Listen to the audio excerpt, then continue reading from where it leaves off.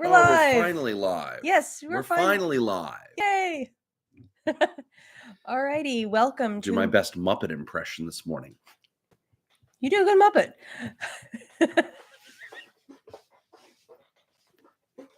Okay. There we go. We're awake. We're live, finally. Welcome to Midweek Mochas at the Owlery. Your opportunity to stop with your favorite warm beverage, check in. Drinking lovely Mystic Monk coffee this morning. Not sponsored, just tasty. So, this week, we read a fascinating article in the Wall Street Journal. One of our Saturday morning rituals while we're getting everyone dressed and ready to go to Taekwondo is we grab the morning paper off the lawn and...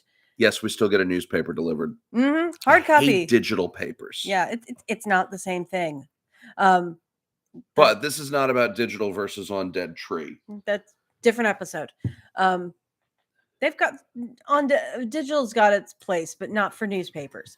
Anyway, grab the Wall Street Journal off the lawn, pull out the review section, and on the very back page is our crossword puzzle. And usually about 2 pages in is Meghan Cox Gurdon's column. And Meghan Cox Gurdon is the children's book columnist for the Wall Street Journal. And she's been writing a review of children's books for at least, I think, 15 years now. 15 years? Yeah. It seems like she started writing that column about the time it was a little after we started having kids. Yeah. So we have been following her column for years, and it is, bar none, one of the best resources for keeping up with new children's books. And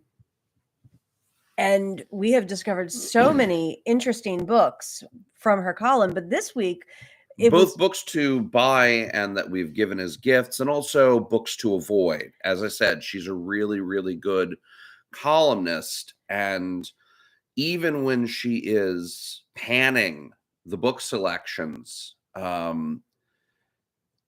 she does so with such a gentle hand that it's very clear that she understands the amount of effort that goes into an author's work.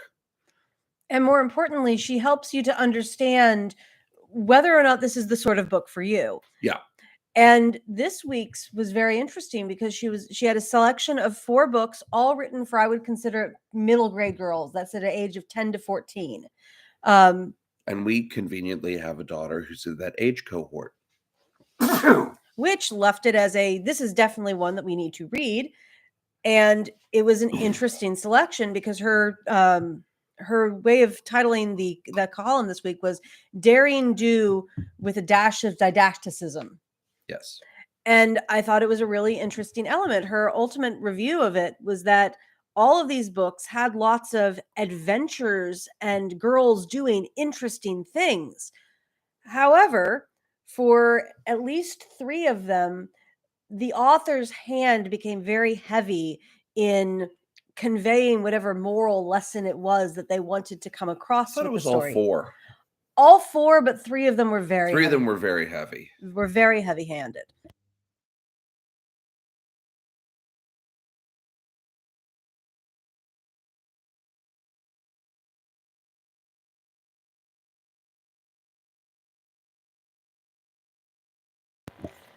So yeah, 3 of them were very heavy-handed. And what I thought was interesting was one of them happened to be a follow-up to a book that she had reviewed a couple of years ago that we actually have. We bought it based on her review, or we got it for Christmas or something like that. Got it for Christmas. And we read it to the kids. And they loved it. It was called The Silver Arrow, I believe by Lev Grossman. Lev Grossman, The Silver Arrow. Really, really enjoyable. And it is a delightful book. A pair of children, a middle grade girl and her younger brother end up on a magic train ride. All sorts of amazing things. They end up running a magic train. Yes, they're not just on the train. So they're like the engineers of the train. We had our son who's mad for everything trains and has been since he was a toddler. He loved it for that reason. all the characters are relatable. It was a very enjoyable book. There were parts as we were reading through it where I thought the author is standing on a soapbox preaching, but it was right up to that line where you're like, I just want to throw the book away because I'm really not interested in being preached at, or preaching to my kids through the voice of a character while we're trying to read something before bed. Mm-hmm. And it did open up a couple of discussions about about the subject that the author wanted to preach on, where we could discuss a little bit more in depth, is this in fact accurate? And there were some, and there were, in contrast, a couple of moments that were particularly magical. Yes. Yes, absolutely. Places where the author was able to convey their lesson, not through someone telling something, telling. He actually did manage show, not tell, in a couple of places in a really beautiful way. Unfortunately, the follow-up, which I believe is called The Golden Swift. Yes. And it sounds like the premise is equally interesting, but it sounds like the author's ability to stay off the soapbox is... Or the feedback Mr. Grossman received from his editors. In either case, it's a much more heavy-handed this time, so we're thinking we will probably not be getting the follow-up. Or if we do, we'll pre-read it before we do it as a read aloud. Mm-hmm. And that brought me to what I had wanted to talk about this week, what we both wanted to talk about, which is books that are preachy or improving books, as I think the way one mentioned them in the Victorian era. Those sort of things. Well, yeah, that's the thing. I mean, books that preach at you and are sermonizing and moralizing aren't new. It's not a contemporary phenomenon that some authors have a particular agenda but rooted in their ideology rather than in the canons of writing a good story. And they're going to shove that down your throat. Some do it with greater delicacy than others. And then publishers have really been keen on this sort of thing going back at least a couple of 100 years. And what changes is what things the publishers are keen to propagate, not that publishers want to propagate some kind of idea. Right. In the Victorian era, they were called improving books. You handed them to young people who were mad for novels and said, here, instead of reading that trash, read this thing. And whatever this thing was usually some kind of story that was a thinly veiled sermon. But I think the interesting and a lot of that was some of the stuff that Charlotte Mason was decrying as twaddle in the early 20th century. Oh, yes. And that's the thing, is it's not just the sort of comic book level of poorly illustrated cheap paper and a throwaway story. No, it's much more an observation on content. Yes. So you can have stories. We all tell stories. That's a very human thing to do. Certainly you let me go in a meeting at work and I'll end up with an anecdote about something. But stories can be better or worse. They can be good or bad. There is a mania among moralists of any age, and I ran into this when I was, reading a lot of Cicero as a teenager in my Latin classes. And he was commenting on, the Greek moralists of 300 years before his era. So this is nothing new. It's a human impulse to take stories and then try and use the power of story to change or improve the people around you. And then there are other writers who recognize that story changes the reader, whether you intend it or not. So write a ripping good story that corresponds to the truth, and then let the story do what it does within the soul of whomever reads it. So, and this is where... or hears it. And this is where I was brought to mind of Aesop's Fables. So if you have ever read Aesop's Fables, you've whether it's, you got assigned it in a collection of stories in school, or you happen to have a nice copy that's got a whole bunch of them collected together, you probably have read it in this way. There's a heading, The Tortoise and the Hare. You read through the story that we have all heard and seen 100 times of how the tortoise and the hare have a race, and the hare gets off to a very understandably good start because a hare is a much faster runner than the tortoise is. But that at some point the hare's arrogance gets the better of him, and mere yards from the finish line, he decides to take a nap because he's got this. In the meantime, the tortoise just keeps plodding, and eventually wins the race. You have probably also seen the part where at the bottom, in italics, is the very neat pat statement, slow and steady wins the race. You have been handed the moral. That part didn't come from Aesop. No, but it did set up the model for so many after-school specials in our childhood. Oh, yes. After-school specials are an excellent example of the kind of thing we're talking 28 about. minutes into the episode, once you count the commercial breaks, the music starts playing. The characters come together. And we are told the pat lesson we are supposed to have learned from this half-hour special, telling us, why it's important not to do drugs, or why you should call in sick when you're ill, or whatever it is that they were trying to convey. The show Dinosaurs made fun of that.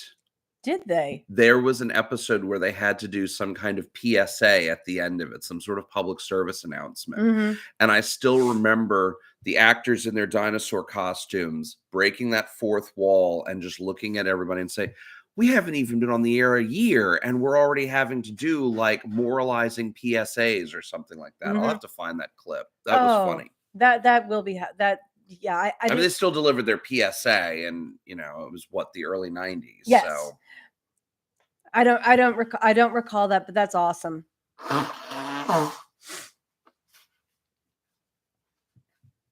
The plants are trying to kill me. Oh, I'm sorry.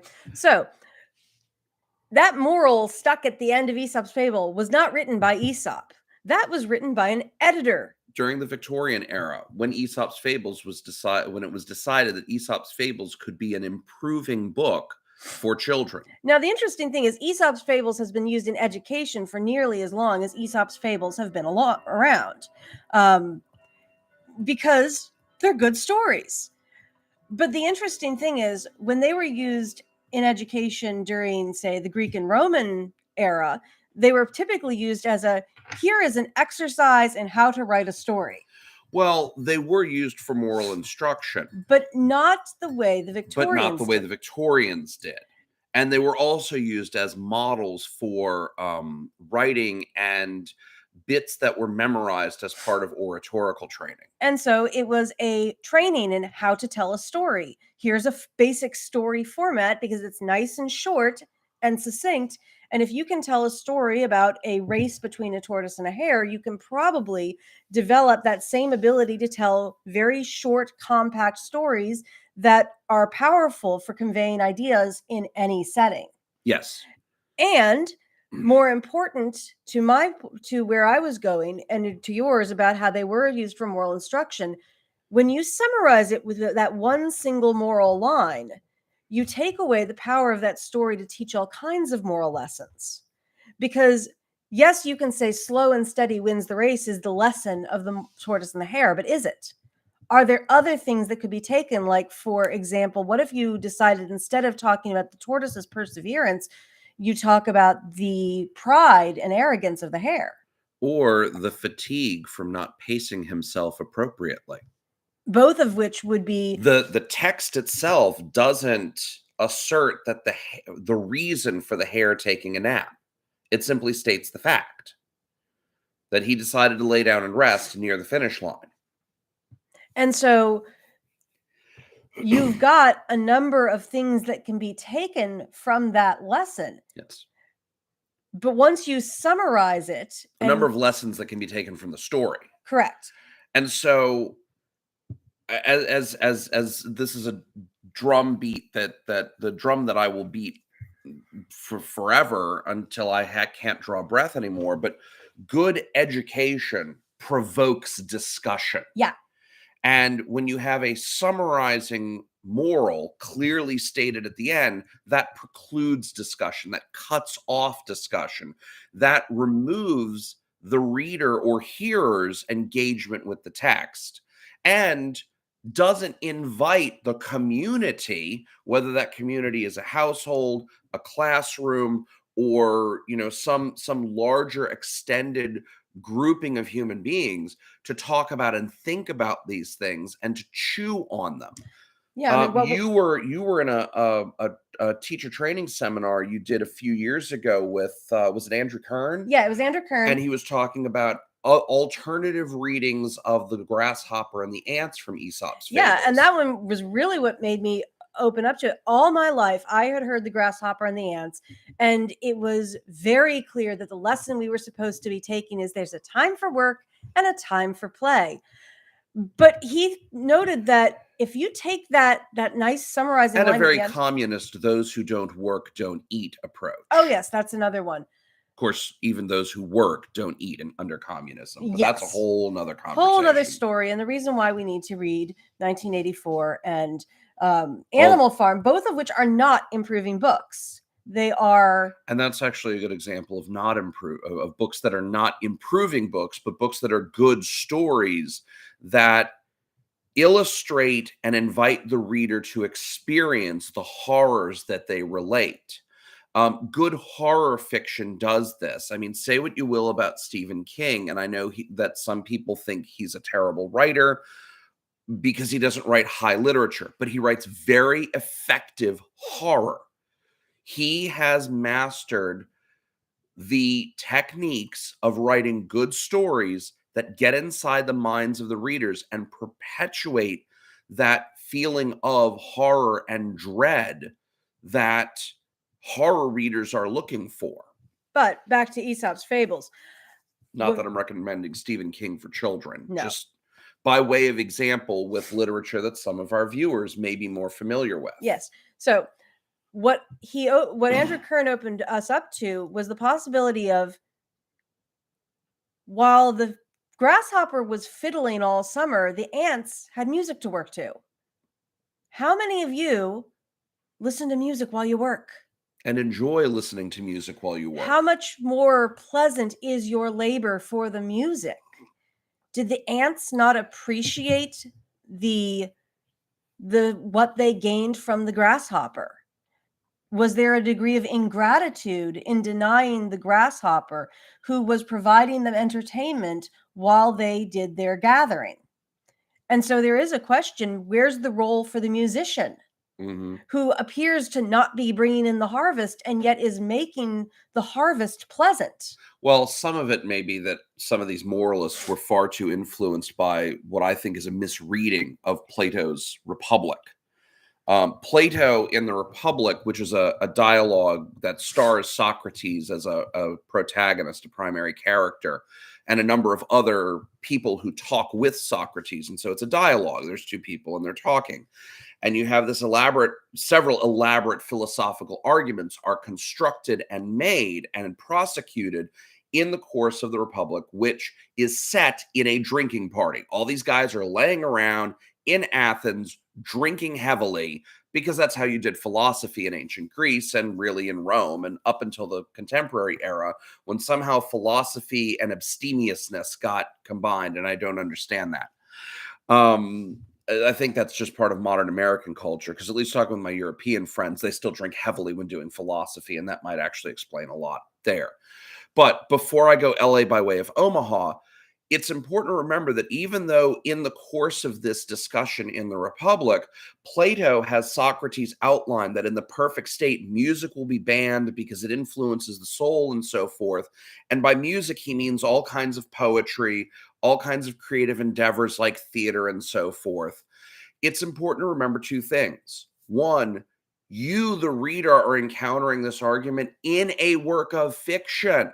It's not being done in a treatise. It's being done in the form of a story. Plato was not transcribing an actual conversation. He was inventing the novel.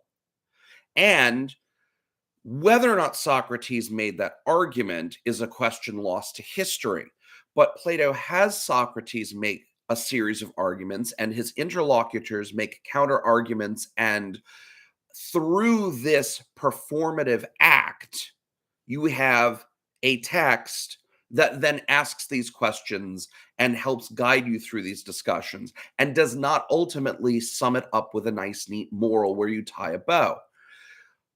One of the historical facts is that Plato was himself a playwright and poet until he met Socrates one day in the marketplace, decided philosophy was the only way to go, and then burned all of his stuff.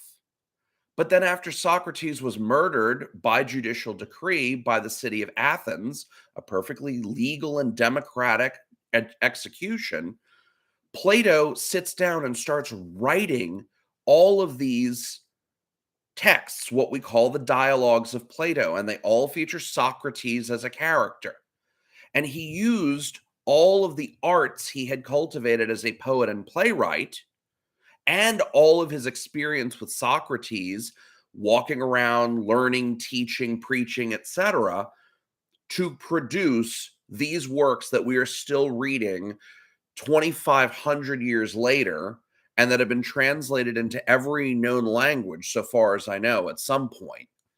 So, but at no point in the dialogues, in any of Plato's dialogues, do you have nice, neat morals that tie it all up. Which actually serendipitously brings me to where I had been hoping to go with the title, but realized very quickly was not going to read to the majority of the audience, because what I wanted to say was Socratic, not didactic. But while that is a very helpful distinguishing thing, until you know what does it mean for a book to be Socratic, to ask questions rather and than provoke the asking of questions, rather than just simply handing over answers. That's the key to what you are looking to do when you're trying to choose books. Stories, not sermons, is expresses the same idea. Mm-hmm. Because good stories will provoke questions. They'll provoke questions in the reader.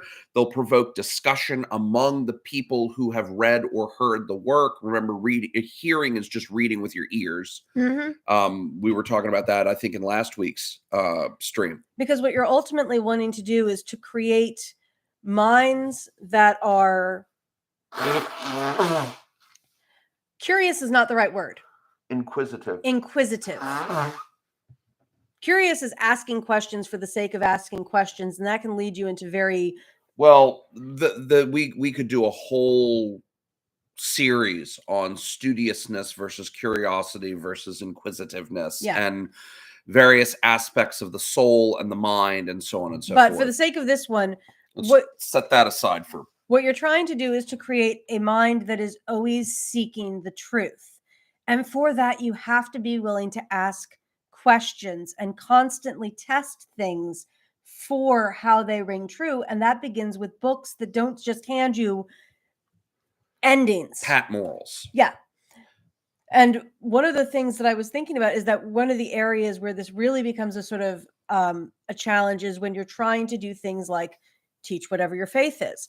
So I remember this had to be a decade ago at least. We had picked up from a catalog a whole series of books that had been written by a Jesuit, Father Finn S.J., back in the 19th century and early 20th. And they were ripping stories for boys set at a boys' school in Kansas, some of them, and others in like a boys' school in Minnesota. And they were basically catechisms of the Catholic faith written in the form of a Tom Brown's School Days kind of story. Well, Tom Brown's School Days is a good example of the same kind of book. But just written in the key of Church of England rather than Catholic Church. But same idea. Your character goes through a series of perils and events, and in each of them he learns a very neat lesson that happily corresponds very neatly to some point of the catechism that you are trying to summarize.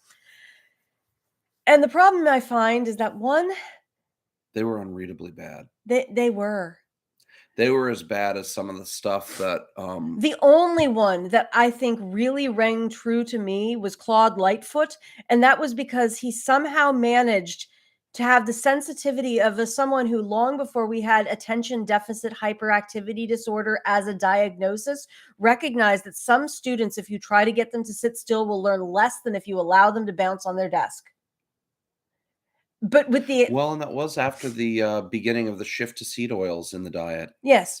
But with the exception of a really experienced teacher understanding how sometimes some students really do need some accommodations, and trying to make them sit still Is is counterproductive. counterproductive.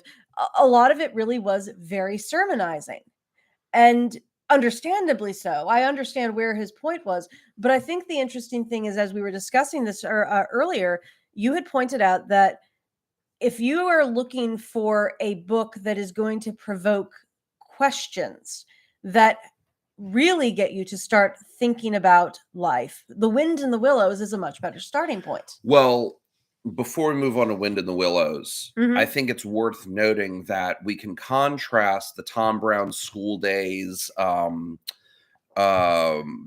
Finn, Father Finn's Famous Three. It was how yeah, they described the one of them. that whole genre of 18th and 19th century fiction. You can contrast that very nicely with a relatively recent, immensely popular, at least for a time, 7-volume series by one J.K. Rowling. The Harry Potter books, they are school days novels. You have a protagonist, a boy. He comes from seemingly meager circumstances, and he goes through adventures with his friends that do teach him important life lessons and help him mature into an appropriately functioning adult. Rowling succeeds where none of these others do, in that she tells a ripping good story and she invites the reader to draw out what lessons they can from the experiences the character has. Yeah, by the time, for example, that Harry learns, I think in book 5, about honesty at any cost, that he would rather be truthful even to the point of pain when he's confronting Dolores Umbridge. By the time you're done with that, you don't have and that's kids why you shouldn't lie kind of neat after school summary. Instead, it's the character being confronted with telling the truth and being accused of lying. And that's where his commitment to being honest begins. To a fault. Honest to a fault, rather than having a neat situation where he tells a lie, gets caught in it, and realizes that it would have been better to tell the truth in a much more didactic kind of manner. Well, you always have to end up asking how much of that remorse is because one got caught rather than because one actually has a commitment to truth as an aspect of character. And that's the point, is that what she ends up managing to do is have characters who grow in character. And the events are much better because she doesn't give those neat summaries. We should probably plan to do a whole episode on Harry Potter, because I know there are lots of people, including people we know, who think it is of the devil. Yes. And I think it's actually one of the... I'm not wearing my Ravenclaw scarf at the moment, but yes, it's definitely one of the better books of the 20th century, book series of the 20th century. Yes. And I will go toe to toe with anyone on why Harry Potter's arguably one of the most important sets of books for contemporary children to read, especially if they're not quite old enough to tackle Lord of the Rings. Which I think is an interesting element, that Lord of the Rings is another one that starts getting you off asking questions. Lord of the Rings and Narnia. Lord of the Rings and Narnia both ask questions and cause you to start confronting the nature of the world and of character. We're starting to get into that good books, great books distinction. That's something we need to explore definitely soon. But we were previously, so highly recommend Harry Potter if you're trying to find good stories for your children to read. And for you to read. And if you want to do them as read alouds, or at one point, I know we got some of the audiobooks. I remember we went to one of the release parties and we hadn't pre-ordered the book, and we were expecting our first, I think. Yes. And they didn't have any hard copies of the book, so we bought the audiobook, which worked out well because she ended up having the baby like 2 days later, 3 days later, something like that. Yeah, And so we ended up while she was convalescing, we just put the audiobook on and listened to it straight through. Yes.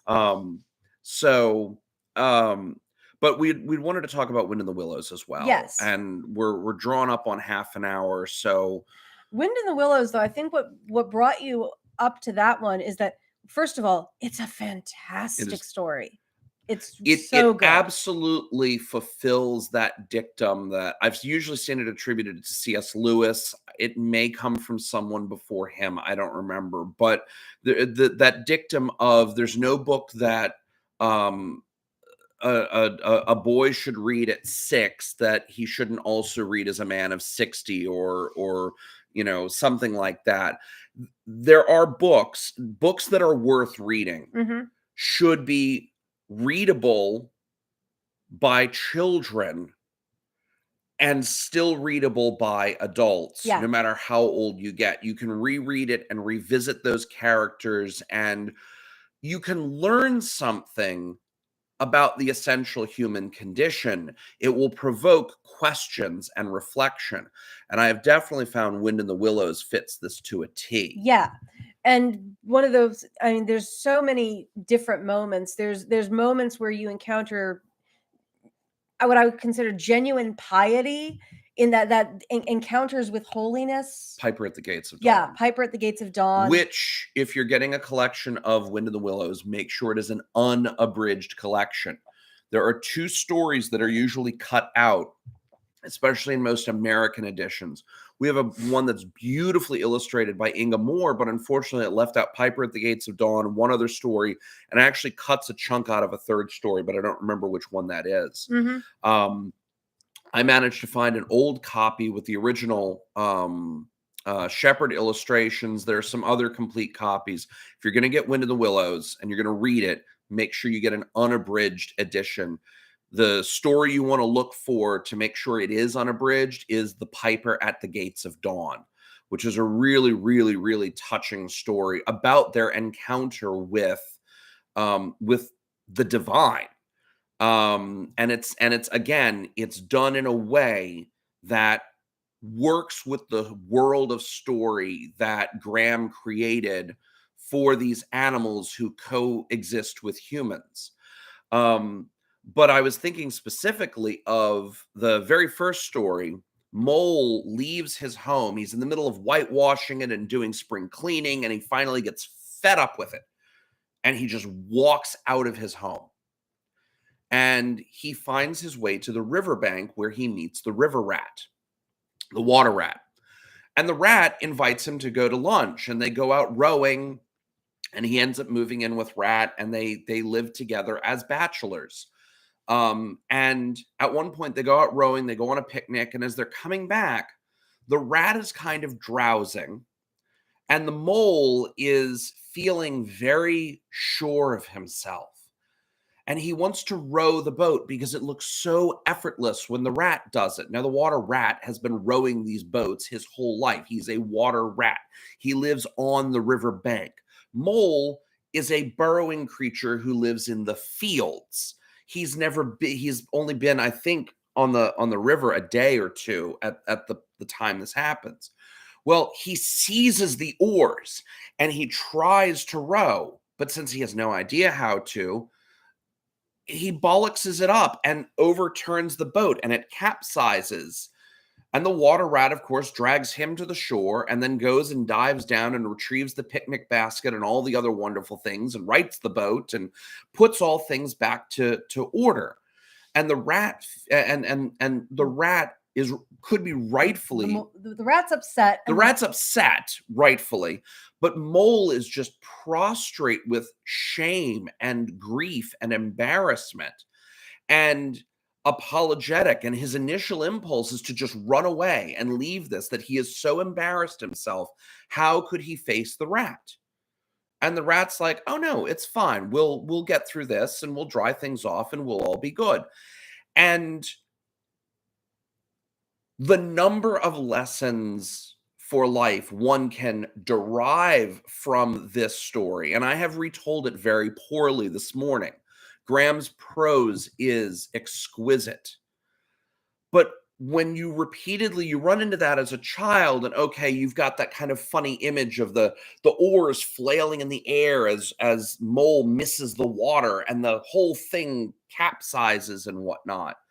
And then you read it as a I don't know, a teenager or a young adult. It says different things to you.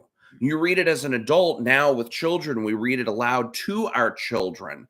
And it says different things to me now than it did when I first read it, I don't know, what, 20 years ago? Yeah.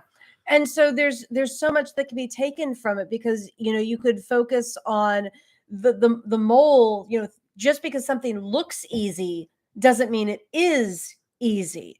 You can focus on the rat who is willing to make someone comfortable in an uncomfortable situation, recognizing people make mistakes. And so there's the whole idea of recovering from a mistake, and that you don't, something sorely needed in our society. Oh yes. Ooh. I mean, it's like, just because you have done something wrong doesn't mean you now have to exile yourself and find another place where you are now anonymous, so that you can start again with a blank slate and constantly keep on running to some place where people don't know every embarrassing thing you've ever done.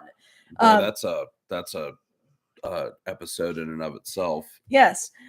And you've got, but that's one story from one book that, when I read it again in a couple of years, well, there's some parts of it we read every year. Each time there's something new you can take from the setup, because Grahame never goes through and gives a summary of what did we learn today. He doesn't stand on a soapbox and preach at you, the reader, through one of the characters. In fact, as I was reading in a biography of him a few years ago, he hated the Toad stories, but his son loved them. So that's why there are so many stories about the adventures of Mr. Toad, Mr. Toad's wild ride, and stealing the motor cars and having to escape from jail, and all of those adventures were the stories his son really loved. He hated them. He didn't like the character of Toad. He didn't really like having to elaborate on the adventures, but his son adored those at a point in time. Now, I mean, as a biography, Grahame's life was in some ways a hot mess. Yeah. But and again, there's a lot of sadness in those stories, or sadness in the life of those who created the stories. It's probably a better way to put it. Yeah. But it's very well worth understanding that Wind in the Willows is the example of a book that is not improving. Grahame didn't set out to write it to make better subjects of Queen Victoria or King Edward in the early 20th century. He set out to tell good bedtime stories. Watership Down. Watership Down started as a story that the author was telling his daughters on a car trip. And it just kept elaborating. And what did he do? He took a story he knew, the basic plot line of the Aeneid, Virgil's poem from the reign of the Emperor Augustus about 2,000 years ago, and rabbits, which his girls were really interested in, and he happened to have a lot of knowledge about from his own research and study. And he started weaving this tale. It's the Aeneid with rabbits. And there are all sorts of life lessons you can derive, but they're not there as sermons or as punchlines is not the word I'm looking for, but good stories will transform the reader. I mean, I was the experience of Hazel and the other rabbits in Ephrafa and confronting this very structured war run by General Woundwort. That was one of the transformative moments of my life, reading that when I was about 11, 12. Yeah. Because it was the first time I had ever confronted a dictatorship in story. Yeah, I mean, you can read about dictatorships in a textbook in school, as many of us did, and it doesn't mean anything. It's different from the visceral experience of a character living within a society where everything is prescribed. You read Animal Farm. You read Watership Down. And Maximilian Fly. Maximilian Fly is a fantastic, fantastic book. Yeah. Definitely needs to go in the show notes. Yeah. Again, And actually, especially given our recent experience of the virus that shall not be named, Maximilian Fly is very topical, and it came out a couple of years before that. Yeah, we read it like right before all that insanity started. We were reading it aloud in December of 2019, and it had been out for about a year by then. Yeah. Yes, strangely precedented. So we can definitely make some recommendations of really good stories that are good stories. How do you discern? I can actually give a really good visceral way to think about it. Okay, there you go. Right, so it's movies, but that makes it easier because what is the moral, kids? So I thought of a movie. So there was a movie back in the day called Fern Gully. Ooh. And ooh. I remember seeing ads for it, but I never saw it until I was in high school, when one day near the end of the semester of chemistry, we had the teacher roll in the AV cart, and it was I need to grade papers, so here, watch Fern Gully. And it is a movie that in a neat, probably 90 minutes or less, tells you a very quick... It's an animated feature film? It is an animated... Yeah, so it's about 90 minutes. It's an animated feature film about why we shouldn't cut down the rainforest. And you've got the bad guys, the wicked property developers, and you've got the good guys, the little forest fairies living in their idyllic jungle. And you've got our protagonist, who is a human construction worker who somehow magically gets shrunk down to the size of the fairies and has the opportunity to live in their world and understand why cutting down forests is bad. And you can take that moral home. And you can take... And that's about all there is to that movie. Yes, and that's about all there is. In contrast, there is a wonderful, wonderful film by Miyazaki called Princess Mononoke. Mononoke Hime. Mononoke Hime in Japanese. And it is about a boy. It's taking place in feudal Japan? More or less, less. It's taking place during Japan's medieval era, so to speak. And a boy from a village ends up with a mortal wound and is sent by the village shaman to go find where this came from. And he encounters a place where a town has been erected that is mining iron and creating firearms. Yes. But as you go in, you discover that the firearms being used to kill the forest gods, what we would call them spirits, these sort of great, gigantic versions of beasts like boar and wolves, they're being shot at, and the forest is being cut down to fuel the Iron Town. But the lady running the town at the same time has been providing work to those who are the society's cast-offs. She's protecting people who have been abandoned by everyone else. Mm-hmm. And so you get a much more nuanced vision of industrialization and the tension between civilization and nature. And it doesn't give you answers. What it does is makes you look at the world differently and ask, is there a better way to do what we're doing? Is there a way for us to live in harmony, but still be able to have civilization as we know it? What can we do? It doesn't give you the answer. It just makes you look at things and realize it's all more complex than we initially think it is. Right.